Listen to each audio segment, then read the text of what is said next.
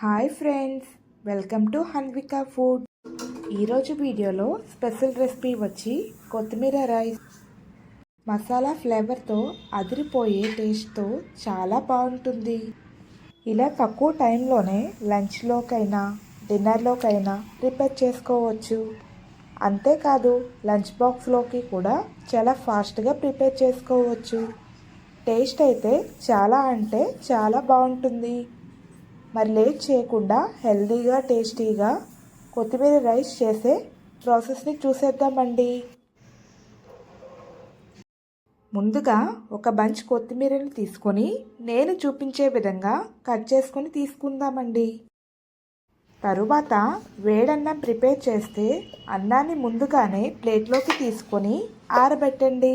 ఇలా ఆరబెట్టడం వల్ల అన్నం అనేది ముద్దల్లా కాకుండా పొడి పొడిగా రెడీ అవుతుంది. మీకు కావాలంటే ఈ కొత్తిమీర రైస్ మిగిలిన అన్నంతో అయినా చేసుకోవచ్చు.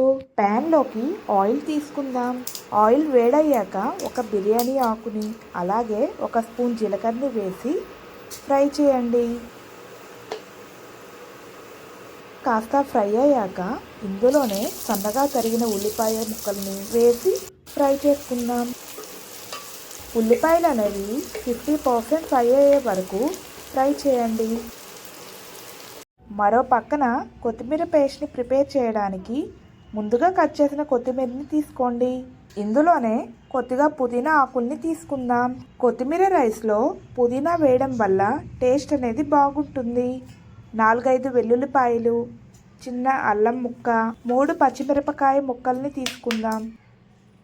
ఇందులోకి స్పైసెస్ వచ్చేసి 4 లవంగాలు, చిన్న చెక్క ముక్క, స్టార్ అనాస తీసుకుందాం. ఇలా తీసుకున్న వాటిని మెత్తని పేస్ట్లా చేసుకుందాం. మరో పక్కన ఉల్లిపాయలు బాగా ఫ్రై అయ్యాయి. ఇందులో గ్రైండ్ చేసిన కొత్తిమీర పేస్ట్ తీసుకుందాం. కొత్తిమీర పేస్ట్ తీసుకున్న తర్వాత 2 మినిట్స్ ఫ్రై చేయండి. 2 మినిట్స్ తర్వాత రైస్ని తీసుకొని బాగా కలపాలి. ఇందులోనే రుచికి సరిపడా ఉప్పుని తీసుకొని ఉప్పును కలిసేలా ఒకసారి కలపండి. మీకు కావాలంటే కొంచెం నిమ్మరసాన్ని తీసుకోవచ్చు. ప్లేట్లోకి తీసుకొని సర్వ్ చేసుకోండి. గుమగుమలాడే టేస్టీ హెల్తీ కొత్తిమీర రైస్ రెడీ అయిపోయింది. మీకు ఈ వీడియో నచ్చినట్లయితే లైక్ చేయండి, మీ ఫ్రెండ్స్తో షేర్ చేయండి. Thanks for watching.